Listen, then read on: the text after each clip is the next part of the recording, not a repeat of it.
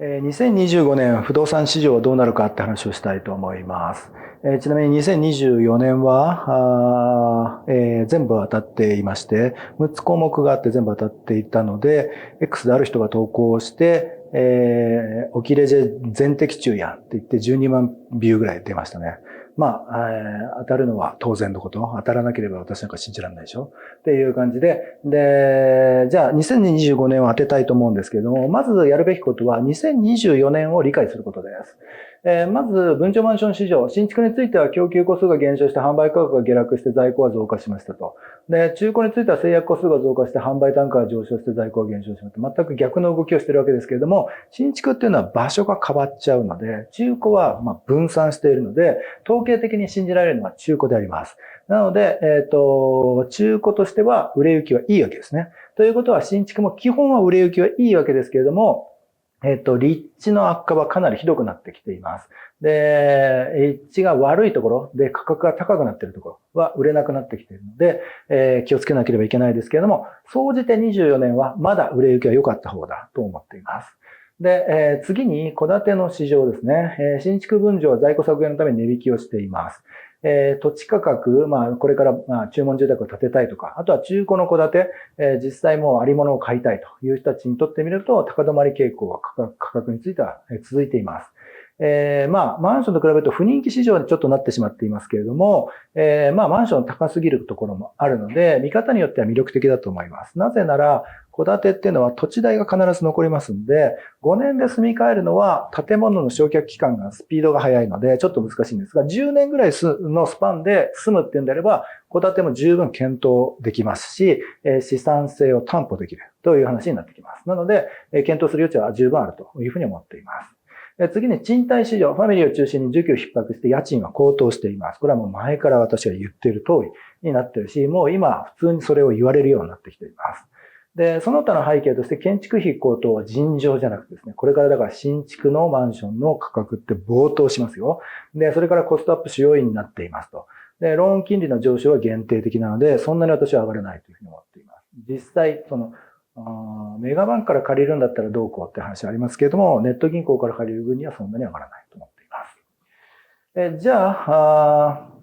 2025年はどうなるのかって話なんですけれども、分譲マンション市場、不動産事業への資金の流れが止まらないことはほぼ確実であります。これはいろいろ裏が取れています。ということは何かっていうと、デベロッパーにお金が回るということで、それだけ土地を買いに行くってことで、土地代が上がっていく。それに加えて建築単価も上がっている。なので、新築はものすごく上がるってことになります。で、不動産の暴落も絶対ないです。で、次に新築中古ともに同じエリアなら確実に単価が上昇していきます。それは原価が上がっているのでっていうのと、新築に釣られて中古は釣れ高になるので、新築の上がり方は尋常じゃなく上がっていくがゆえに、その周辺の中古も上がっていくことになります。で、3点目、売れ行きはにわか投資家の減少で少し落ち着きます。で、投資家がかなり増えたのは、三田ガーデンヒルズとワールドタワーレジデンスが出たタイミングで、首都圏の平均価格が1億4300万となって、で、ここから暴騰するんじゃないかと思った人たちがいて、それがにわか投資家になりましたと。でも、さっき見たように、新築の販売っていうのは、個数は減少し、価格は下がり、在庫は増えたわけですから、その人たちがちょっと冷え込んでくれるという意味では、自宅を買う人たちからすると買いやすい状況ができてきたというふうに思っています。次に新築は省エネ基準適合で断熱性能などが向上し、これ自体はすごくいいことであります。ですけれども、単価が、建築単価が上がっていくことになるので、さらに価格高騰に拍車がかかってくることになります。で、次に販売期間が長くなっても価格は下がりはしませんよと。で、売れ行きは悪くなると思います。で、ですけれども、それって販売期間が伸びてるだけで価格自体が落ちる。マイナスになるって話はないと思っています。っていうのは、それでマイナスで売ろうと思ってる人ってあんまりいないんですね。で、それを我慢できる人たち、デベロッパーも我慢できますし、新築を売るときに。で、中古を自分の自宅を売る人たちも価格を我慢できる人たちの方が圧倒的に多い。で、そうすると、価格自体は下がらない。ただ、販売期間伸びますよと。今まで3ヶ月で決まっていたものが、4、5、6ヶ月かかるって話になるかもしれませんが、それだけの問題で済みますって話です。で、新築は立地の悪化から周辺中古と比較した方がいいですよと、買うときに。で、周辺の中古を連れ高で持って行ってくれる場所もあれば、郊外はもう売れ行きが悪くて、これを引っ張ることができずに、これを買ったら、含み損が出るという人たちも出てきます。なので、周辺の中古と比較した方がいい。で、下落率ってのは立地で決まるんですよ、立地で。だから、都心はまだいいですけれども、郊外型の新築の物件は気をつけた方がいい。で、あと中古を買うときに築年はあまり関係ないです。それよりも立地を考えた方がいいです。立地がいいところで築年いってるものを買っても大丈夫です。で、次に戸建て市場。新築の在庫調整は値引きは当面続きますと。で、先上がす感が生まれない中、土地価格は高値が続き、供給は増えませんと。土地の先安感、先高感があると、持ってた方が勝手に値上がるんだから、持ってる人たちは増えるじゃないですか。ここからどんどん下がるんですって言ったら、土地は放出した方がいいですよね。で、なので、2001年から2004年ぐらい、大量に供給されていた時代っていうのは、バブル崩壊から価格がドーッと下がるので、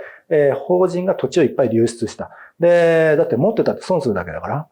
ら。で、なので、ほぼ9万戸供給とかなったわけです。で、その先安感があるときって土地って出てくるんですが、先高感があるときはあんま出てこないわけですよ。その意味では供給増えないので、価格自体は比較的高い水準で維持されます。で、なので需給が緩和して、供給が増えて、例えば、段階の世代が亡くなる人が増えるので、それによって相続が発生して、大量に供給されて価格が下がるとか、そんなバカなシナリオがあるわけないので、で、可能性は全くもってほぼゼロに近いと思います。で、賃貸市場はファミリーは本格的に高騰して引っ越しをためらうほど高くなっちゃいます。ちなみに賃貸、自分が住んでるんであれば、その周りの賃貸住宅の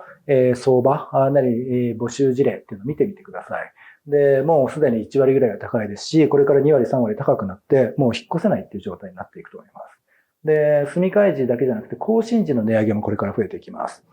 私はデベロッパーにコンサルしてるので、もう更新時も値上げだよと。で、大手の人たちにはもう全員言ってるし、それができる環境で、どうやったら上げるかということも、法的な、ことも含めて、コンサルしているわけで、もうこういう時代になっていきます。で、そうすると、持ち家を買うしかないわけですけれども、賃貸に住んでるのも地獄って話になるので、